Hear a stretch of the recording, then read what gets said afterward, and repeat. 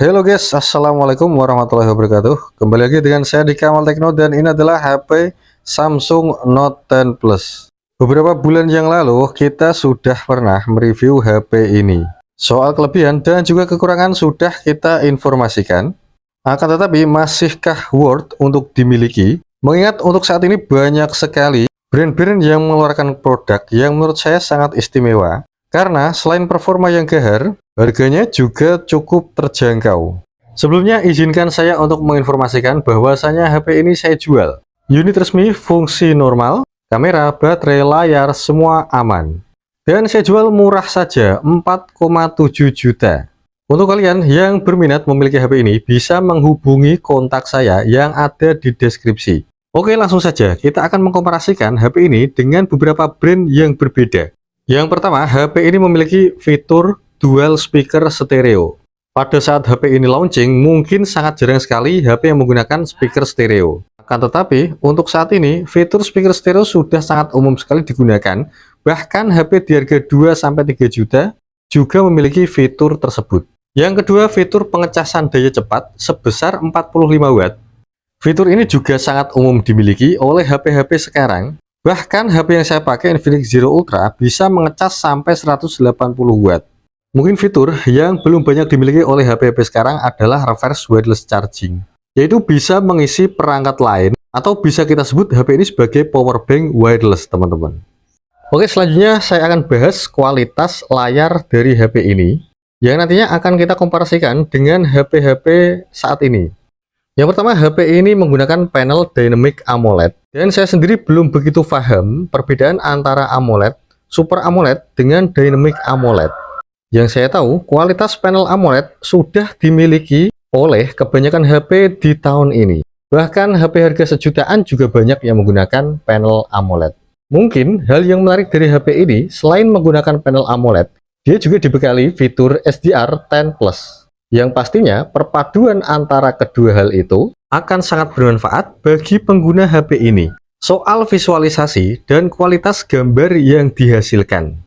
Mungkin hal itu yang masih belum banyak dimiliki oleh HP-HP sekarang. Kemudian resolusi layar yang menurut saya cukup tinggi dibandingkan HP-HP sekarang, yaitu sampai WQHD+ 1440 x 3040 pixel. Untuk HP sekarang, rata-rata resolusinya hanya sampai Full HD+, dengan alasan untuk efisiensi baterai. Dan masuk akal juga menurut saya, karena semakin tinggi resolusi layar, semakin boros. Dan sayangnya, karena umurnya yang terlalu tua, jadi HP ini tidak mendapatkan update Android terbaru. Hanya sampai Android 12 saja. Berikutnya soal kapasitas penyimpanan dan RAM. HP ini dibekali RAM sebesar 12 GB dan kapasitas penyimpanan sebesar 256 GB.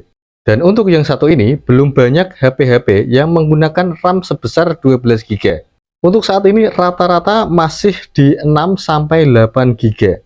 Akan tetapi menariknya HP-HP sekarang menyediakan fitur khusus untuk menambahkan RAM, yaitu dengan RAM virtual, menggunakan ruang penyimpanan sebagai tambahan RAM. Oke, selanjutnya soal kamera.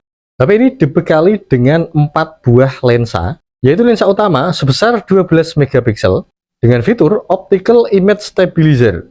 Yang kedua ada kamera tele sebesar 12 megapiksel, kemudian ada kamera ultrawide sebesar 16 megapiksel dan 0,3 megapiksel lensa TOF 3D. Dan perekaman video sampai 4K 60 fps. Untuk kamera depan dibekali resolusi sebesar 10 megapiksel, diletakkan di tengah dengan desain punch hole. Dan juga bisa merekam sampai 4K 60 fps, teman-teman. Nah, untuk kaitannya soal kamera, mungkin ini yang menjadi kelebihan dibandingkan HP-HP saat ini.